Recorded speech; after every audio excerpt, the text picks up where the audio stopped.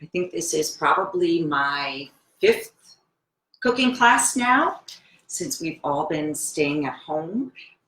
Welcome to everybody who's coming back and joining me. So good to see everybody, and welcome to our new viewers. So today we are going to be making what I like to call a Schweig family favorite.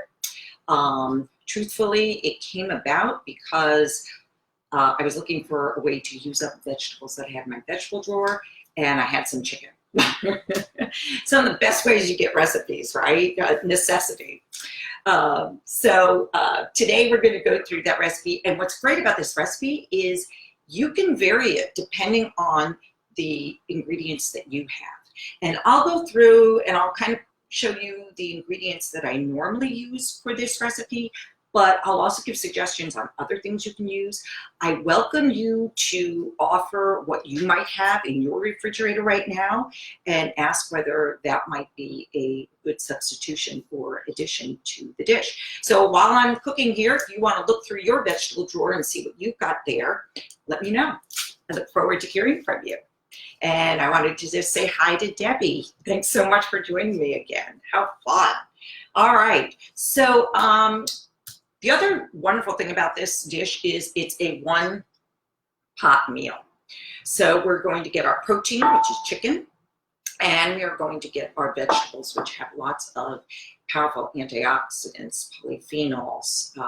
They have fiber. They have vitamins and minerals that we need. And although we do take vitamins, some of us take multivitamins, the best way to get our nutrition is from whole foods. And this is a great way to do it. One way that we know we're getting a lot of variety in our meal, in our food, is by the colors. And I just have out some of the ingredients that I'm going to use here today, just to show you all the different colors that are there. We've got beautiful reds, some lycopene, carotene, beta carotene from our carrots. We've got sweet potato that's also high in beta carotene. Onions don't have a lot of color, but boy, are they good for us. They've got quercetin in it, which is very good for, actually for allergies if you have it, but also a lot of other different benefits that come with this that help our immune system. So I just want to give a shout out to Carol Ann, so good to see you. And Shushmita, how are you? So good to see you. Thanks for joining us. How much fun. And Rita, it's good to see you as well. How fun. All right, so we're also going to add garlic, which is also a powerful, powerful antioxidant and immune booster. And right around this time of year, especially with the coronavirus and everything, we want to be eating foods that support our immune system. Having mentioned that, I just wanted to let you know that my colleague Mary Ellen Zung and I are going to be launching a June program, an online program that will feature immune boosting anti-stress foods, but also will be have an emotional support end to it. We're calling it Metamorphosis, transitioning from stay at home for body and mind. So if you're interested in finding out more, just leave me an IM and I can text you and send back a message with more information. But basically what we'll be doing is we'll be having 5 one-hour-long sessions to help introduce the program, but also to give support and to find out what issues people might be having with staying at home and different issues that they're facing. And then as well as a complete list of recipes, menu guide, and shopping list. So hope you can join us for that. But let's just concentrate on this recipe right now, shall we? All right, so I'm going to use this little casserole dish. A regular Pyrex baking dish is good. Whatever size you have, I tend to find that I tend to cut up a lot of vegetables for this, so sometimes I overload my dish. We'll see how we did on this one. What I like to do is either line this with parchment, or I can use what I have are silicone mats Normally a silicone mat is not this color, by the way. It is just so used that it has darkened up. They're usually about a beige. They come in a beige color. But what I'll do normally is I'll just sit it inside of my dish like this. And this serves as a liner. It makes for a really easy cleanup. It doesn't look very nice though. So what I'm going to do for this recipe is I'm just going to just grease a little bit of olive oil on the bottom. I'm just going to use a little bit. Just spread that around and line that to help keep the vegetables from sticking. So basically what we want to do is, like I said, go through your refrigerator, find out what you have. I had some broccoli, so I'm going to use some broccoli. I didn't have celery root or celeriac, which I love in this dish. Celeriac is a root vegetable. So what I thought I would do is just chop up a few stalks of celery. Well, I do have a washed couple here, so let's use that. All right. So I have a stalk of celery. We want to use the root vegetables. What happens when you roast root vegetables, and any vegetable for that matter, is the sugars start to caramelize and they get sweeter. So that's why I love to have carrots and these little devils. Who knows what these are? Can anybody type in and let me know if they know what these are? And they're not white carrots. They have an incredibly sweet taste when they're roasted. Let me give a shout out to Nancy and Ann. Thanks for joining us. How fun. Is this what I just held up? Is that what we're asking about, Carol? Okay, thanks, Debbie. They're parsnips. And these are little, all right? So I actually just did an order through Whole Foods. And thanks, Carol. Yup. I did an order through Whole Foods. These are about like a half to a quarter size of what they might normally be. So instead of just putting in 1 or 2 parsnips, I'm going to put in 3. This is what it looks like unpeeled. I did peel these. I don't know, they tend to hold on to a lot of the dirt. I think it looks nicer without the outer covering on. A lot of times I try to avoid peeling things if I can.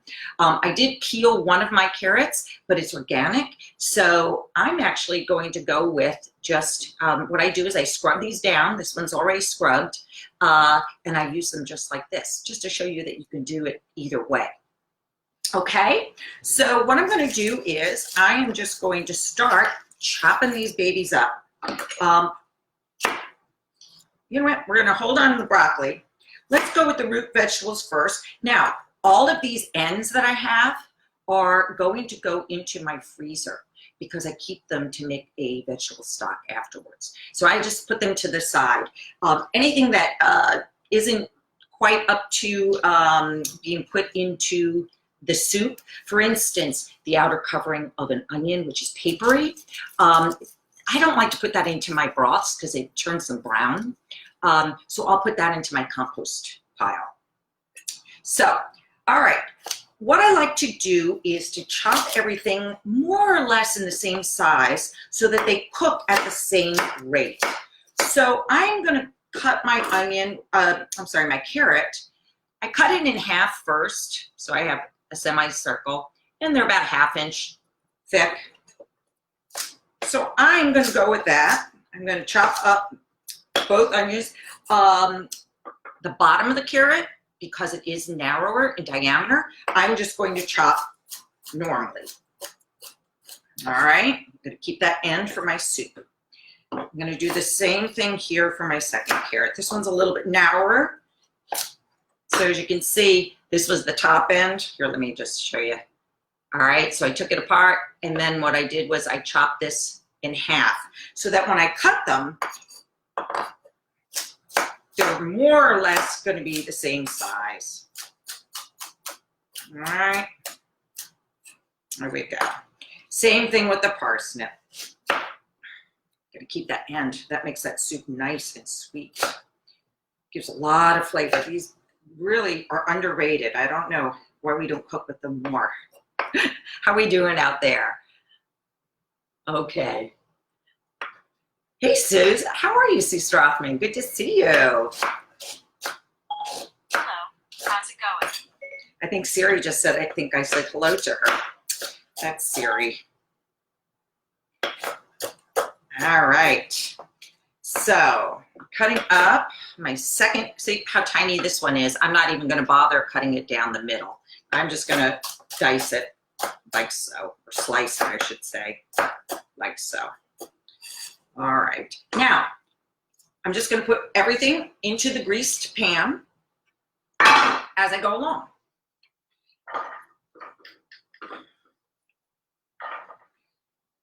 All right. So we got that in. Let's now add our onion. This is a big onion, so I'm just going to use half of it.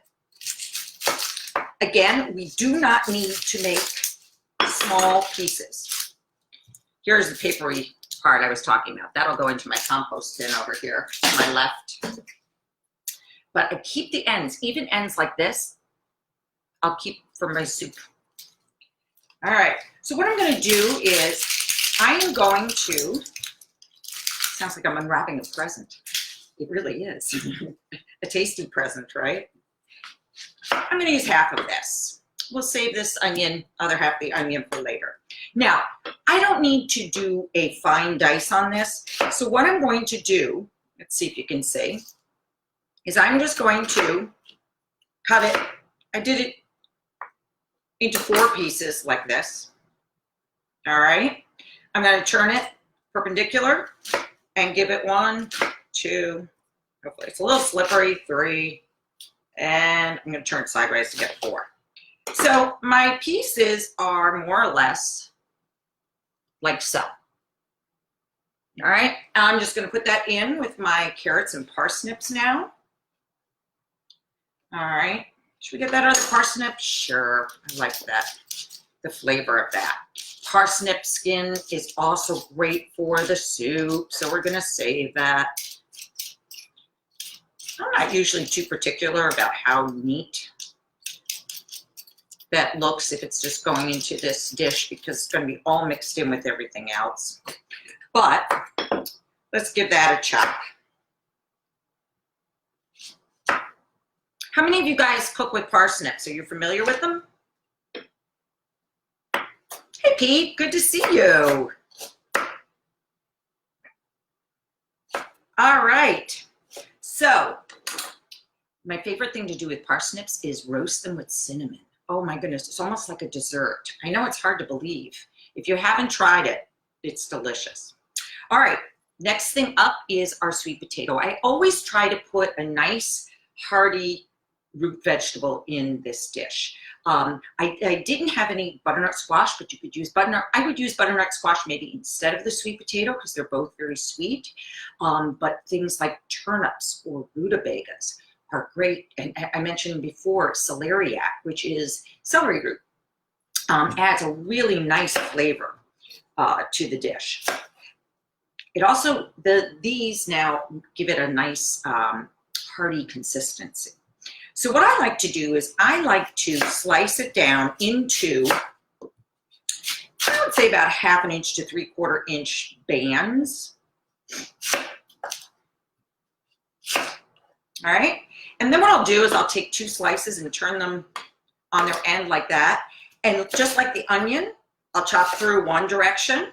So you can see, turn it, 45-degree angle, 90-degree angle, and chop it down. And then what you have are all of these cubes that are more or less the same size. Put those in. You know, if I know that I don't have a long time to cook, like that I want this dish to cook up quicker, I'll make the pieces smaller because the smaller the pieces, the quicker it cooks. So, these are a little bit smaller. I'm just thinking maybe I should have made these just a little bit smaller so that they'd be closer to the carrot size. Hey, Sonia, how are you? So good to see you. So glad you could join us. All right. And Peggy, good to see you as well. How fun. All right. Like I said, I do these cooking classes. I've been trying to do them every Tuesday at 2. So if you're around and you're looking for some suggestions or some way to clean out that refrigerator, I've been trying to do all recipes that have few ingredients, but might be things that you have on hand or already in your pantry. All right, so I'm just gonna cut up our celery stalk. Like I said, celeriac is a good substitute for the celery as well. I kept it kind of chunky, so that it cooks at the same rate as everything else. All right, that's good. You know what, I'm gonna give this one a quick rinse.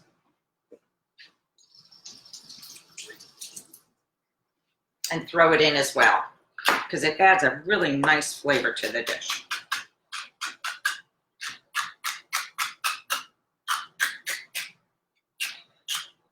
Wonder if you guys are having a nice day out there today. We actually have a fairly decent day. It's a little chilly still. My poor garden is like really trying to grow and nothing's happening. All right, let me show you the dish so far. Needs a little color, I know. All right, so what we're gonna do is I'm going to add a half a pepper. That always adds a nice color, and again, color means antioxidants, phytonutrients, healthy for us. Some say that phytonutrients are anti-agers, but they're really there to help our body function properly and support our immune system. And again, anything we can do right now that helps support our immune system is good. So what I like to do, I was chopping away here, I wasn't telling you, is I like to chop the top, whoops, there you go, chop the top off. So we get something like this, and then I just cut it in half that way. And what I'm going to do then is I'm just going to cut it down into strips, one direction, turn it sideways, cut it the other direction. Again, not too small, because we want to keep it the same size as most of the other ingredients in the dish. And I'm just going to cut the top off and put that in as well.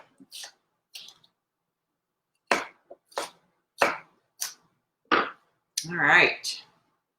So now we got a little bit of red in there. And then, like I said, go through your refrigerator, see what you have. I have a lot of broccoli in there.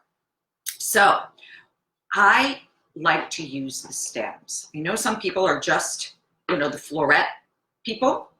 So what I'm going to do is I'm going to cut this off very high to the top so that I have, little florets here. The idea is I want to keep, again, sizes uniform. And I'm actually going to cut my florets into sizes like that. Whoops, come back. I wanted to get away. All right, so I'm going to add that in.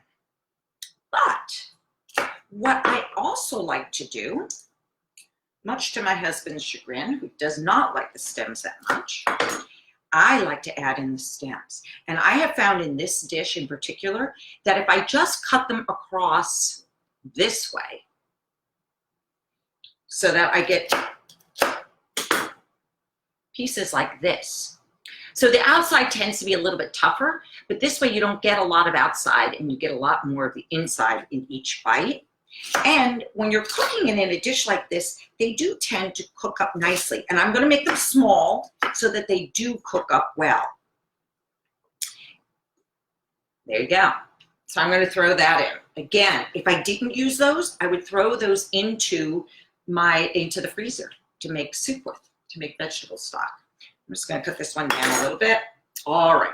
So now we have a real nice assembly of vegetables. I'm going to add a little bit of spinach because guess what? It was in my refrigerator. So I'm just going to add a little handful because I added the broccoli, which is a nice green to it already. And remember, all this variety means different medicine for our bodies. Okay? So now what do we do with this? I'm going to take olive oil. I figure I use between 1 and 2 tablespoons when I do this. I'm going to add that to the top and I'm going to mix it all in. Now, Usually I'm not doing this in front of people, so it doesn't matter if they go all over the place. And they will. They like to escape the pot, but that's okay. All right. I want to coat everything as much as possible.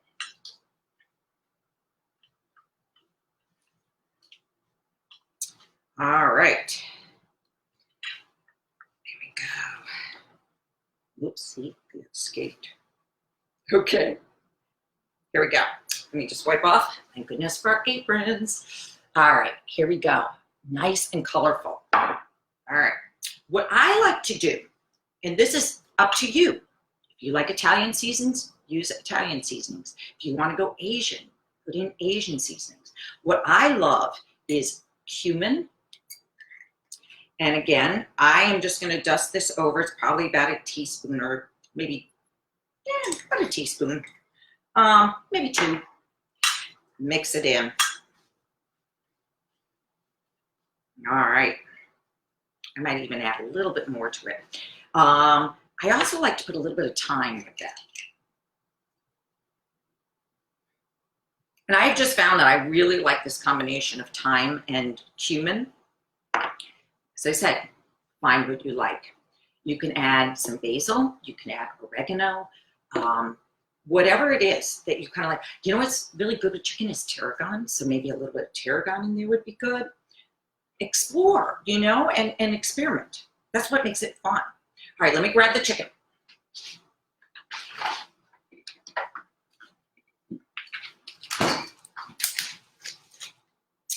All right, so this is a free-range chicken that we were lucky enough to get. I am just going to rinse it here at the sink.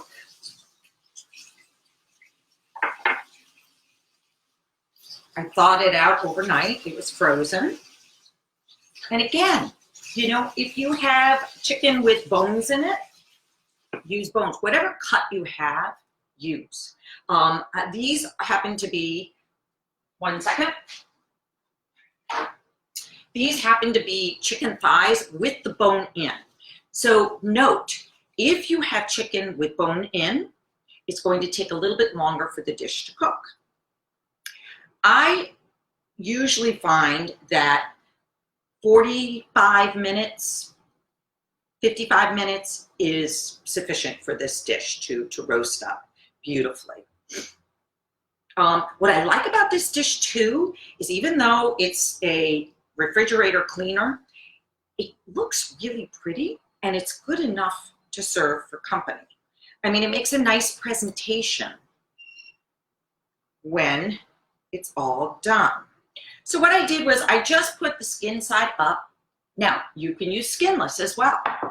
If you use skinless, I would put a little bit olive oil on top just to coat and keep it moist. But keep in mind too, if you use breasts, they will be drier than if you use thighs. Thigh meat stays juicier. That's why I kind of like to use it for this dish, but it's up to you. So, hey Tanya, I see you there. Good to see you. Sonia said she likes her parsnips peeled with a little salt. Oh yeah, totally. I get that. That sounds delicious. All right. So I have the chicken here. Oh, you know, one thing I didn't put in the veggies yet is salt and pepper. Usually I do add in a salt and pepper. Right now what I'm going to do, I do like to finish the chicken off by putting a little bit of pepper on top.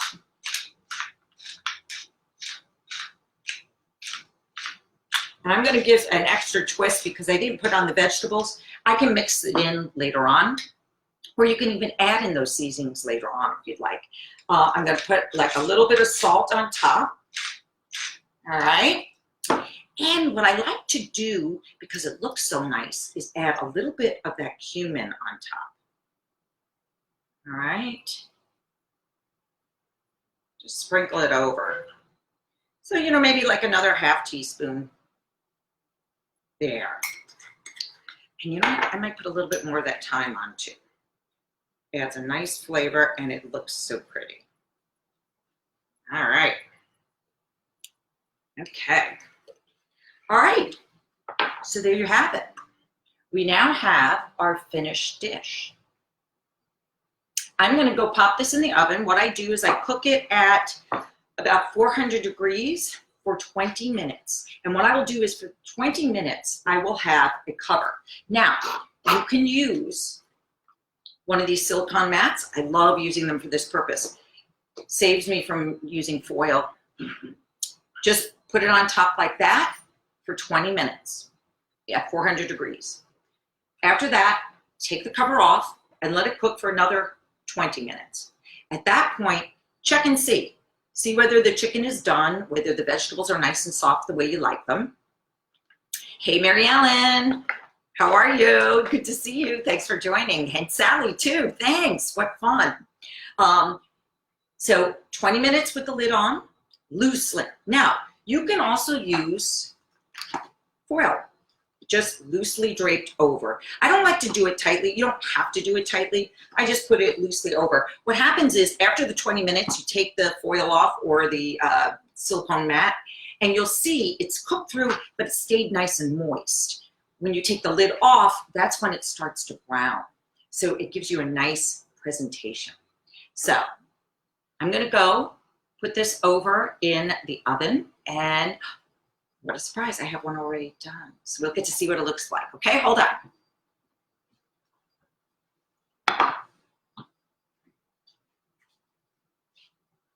Whoop. Okay, so I had this covered to keep it warm. It was very wet. All right, so my plate has cooled down, so I can now show you. So you can even see it through the bottom. But you can see it really makes for a nice presentation.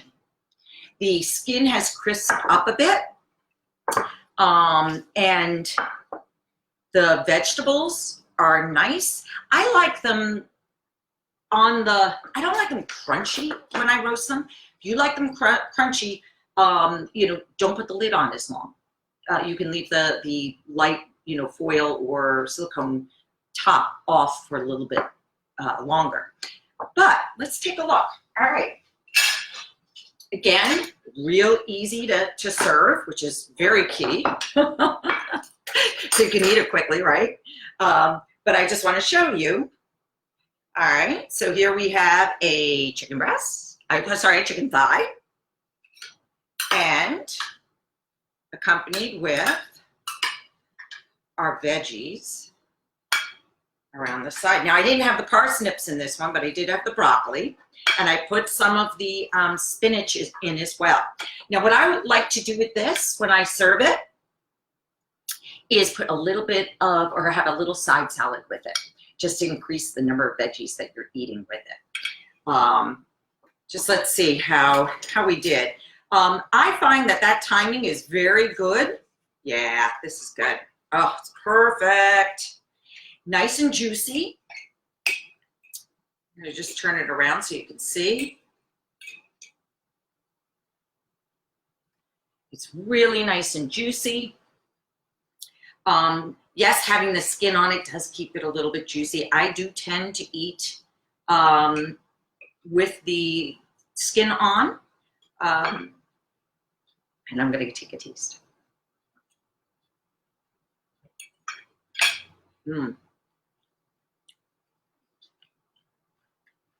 Chicken is nice and moist.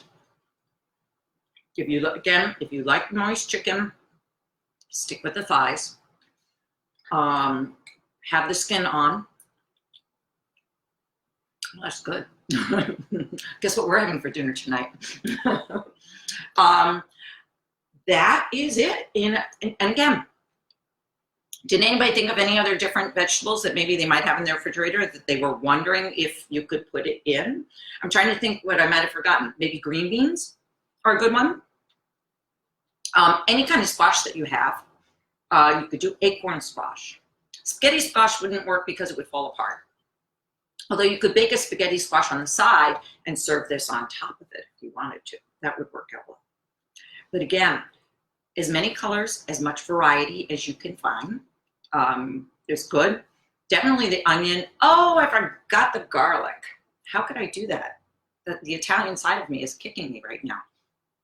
You definitely want to add some garlic to that. So make sure you add in garlic. Luckily, I didn't put it in the oven yet, so I can add it later. But again, if you're interested in more dishes like this, every Tuesday at 2 p.m., I am doing what I call my quarantine cooking classes live here on Facebook. I will also be resuming my classes, my presentations through the Nutria Extension. If you live in the Chicagoland area, I'll be doing live presentations through them, cooking classes as well. And I will be doing a program at the Morton Arboretum, again, in the summer. So I hope you can join me with those. And again, too, just to mention our Metamorphosis program that we're doing in June, which will feature more healthy, stress-reducing, immune-boosting recipes and foods, as well as emotional support to help us transition from this stay-at-home state that we've almost gotten used to. I'm not quite sure we're used to it yet, but transition back, hopefully soon, into the real world. Again, just a shout out, thank you to everybody, everyone who has returned, and to our new visitors today. I see Bruce. Hey, good to see you. What fun. Hopefully you'll get to join me again next Tuesday. Until then, please stay safe. Keep your family safe and enjoy being with them as much as we can. I'll see you next week. Thanks for joining me. Take care. Bye-bye now.